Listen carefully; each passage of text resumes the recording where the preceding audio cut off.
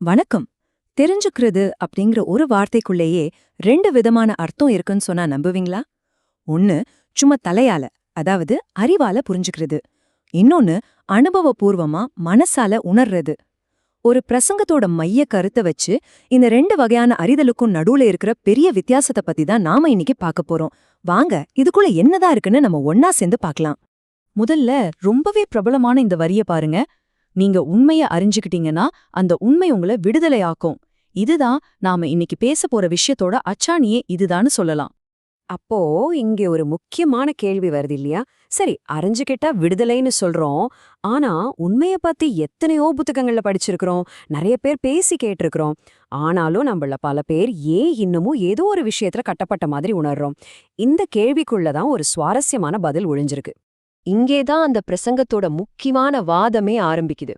பாருங்க, ஒரு விஷயத்த வெறும் அறிவால புரிஞ்சுக்கிறதுக்கும் அதையே சொந்தமா அனுபவிச்சு உணர்றதுக்கும் நடுவுல ஒரு பெரிய வித்தியாசம் இருக்கு. ஒரு தகவலை படிக்கிறது வேற, ஆனா அந்த தகவலையே நம்ம வாழ்க்கையா வாழ்ந்து பாக்குறதுங்கிறது அது முற்றிலும் வேற. சரி, நாம என்னென்ன தலைப்புகள்ல இத பார்க்க போறோம்னு ஒரு சின்ன லிஸ்ட் இது. அறிதலில் இருவகை, பெயர் வர்சஸ் ஆற்றல், அப்புறம் அனுபவம் எப்படி நம்பிக்கையை தருதுன்னு பாப்போம். அது மட்டும் இல்லாம அறிதலின் நெருக்கம், சுவைத்து பாருங்கள், கடைசியா அறிவு வர்சஸ் அனுபவம்னு எல்லாத்தையும் பார்க்க போறோம். ஓகே, நம்ம முதல் பகுதிக்குள்ள போகலாம். அறிதல்.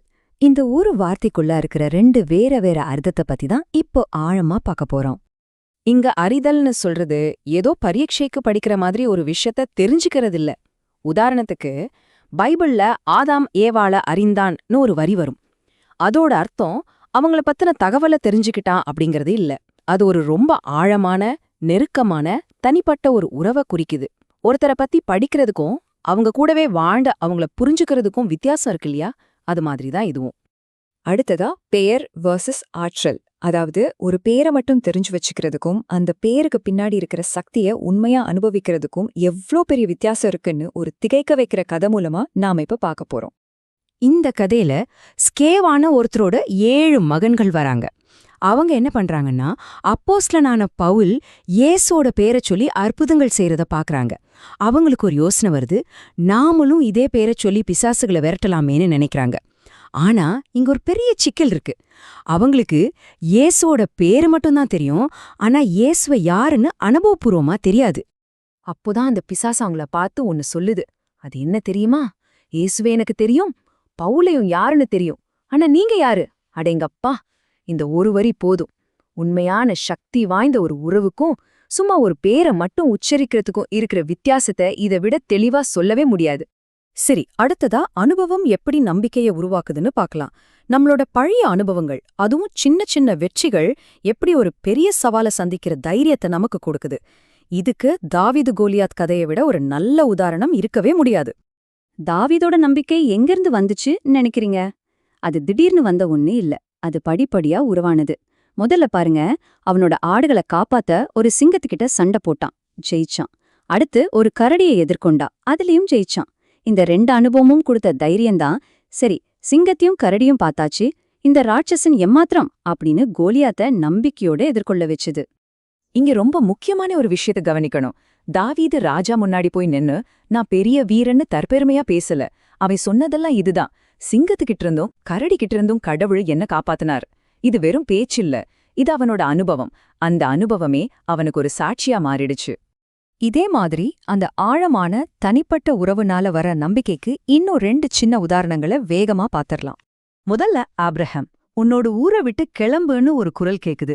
எங்க போறேன்னு தெரியாது, எதுக்கு போறேன்னு தெரியாது, ஆனா கிளம்புறார். ஏன்னா கூப்பிட்டவர் மேல அவருக்கு அனுபவபூர்வமான ஒரு நம்பிக்கை இருந்துச்சு. அடுத்து மரியா. கல்யாண வீட்ல திராட்சை ரசம் தீர்ந்து போகுது. உடனே இயேசுகிட்ட போய் சொல்றாங்க. ஏன்னா கூடவே வளர்ந்த அந்த 30 வருஷ அனுபவத்துல தம் மகன் சாதாரணமானவன் இல்ல, அவனால முடியாதது ஒண்ணும் இல்லங்கிறது அவங்களுக்கு நல்லா தெரியும். இப்போ நம்ம பேசிட்டு இருந்த எல்லா விஷயத்தையும் ஒரே ஒரு வரியில ரொம்ப அழகா புரிய வைக்கிற ஒரு உருவகத்தை அந்த பிரசங்கத்துல இருந்து பார்க்க போறோம். இது ரொம்ப பவர்ஃபுல்லான ஒண்ணு. கவனிச்சிங்களா? கர்த்தர் நல்லவர் என்பதை படித்துப் பாருங்கள்னு சொல்லல, சுவைத்துப் பாருங்கள்னு சொல்லுது. அதாவது இது வெறும் தகவல் இல்ல, இது ஒரு அனுபவம்னு அர்த்தம். இதை இன்னும் சிம்பிளா சொல்லணும்னா, நீங்க ஒரு ஹோட்டலுக்கு போறீங்க. அங்க இருக்கிற மெனு கார்டை எடுத்து பக்கம் பக்கமா படிக்கிறீங்க. பிரியாணில என்னென்ன சேர்ப்பாங்க, அதோட செய்முறை என்னன்னு எல்லாத்தையும் மனப்பாடம் கூட பண்ணிக்கிறீங்க. உங்க பசி அடங்குமா? அடங்காது. எப்ப அடங்கும்? நீங்க அத ஆர்டர் பண்ணி சாப்பிட்டு சுவைச்சு பார்த்தா மட்டும்தான். அறிவுங்கிறது அந்த மெனு கார்டை படிக்கிற மாதிரி, அனுபவங்கிறது அந்த பிரியாணிய சாப்பிடுற மாதிரி. சரி, இவ்ளோ நேரம் அறிவு, அனுபவம்னு பேசிட்டோம். இதனால என்ன?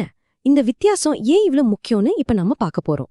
சொல்லப்போனா இதுதான் இந்த முழு பகுப்பாய்வோட மையச் செய்தி. அதாவது நீங்க புத்தகத்துல படிச்ச அறிவை மட்டும் ஒருவேளை வாழ்க்கையில ஒரு பெரிய புயல் அடிக்கும்போது உங்களுக்கு கை கொடுக்காம போகலாம். ஆனா நீங்க சொந்தமா அனுபவிச்சு உணர்ந்த ஒரு விஷயம் இருக்கே, அது ஒரு பெரிய நங்கூர மாதிரி உங்களை உறுதியா பிடிச்சு நிறுத்தும். அதனால வெறும் அறிவா மட்டும் இல்லாம அனுபவத்துல கட்டமைக்கப்படுற உறவு தான் உண்மையான பலத்தை கொடுக்கும். இந்த பகுப்பாய்வோட இறுதியில உங்களுக்காக ஒரு கேள்வி. சரி, இந்த ஆன்மீக விஷயத்தெல்லாம் ஒரு நிமிஷம் ஓரமா வச்சிடுவோம். நம்மளோட சொந்த வாழ்க்கையில, நம்மோட உறவுகள்ல, நம்ம வேலையில, இல்லாட்டி ஒரு புது விஷயத்த கத்துக்க முயற்சி பண்ணும்போது, எங்கெல்லாம் நாம அந்த பிரியாணிய சுவைச்சு பார்க்காம வெறும் மெனு கார்டை மட்டும் படிச்சுக்கிட்டே இருக்கோம்? கொஞ்சம் யோசிச்சு பாருங்களேன்.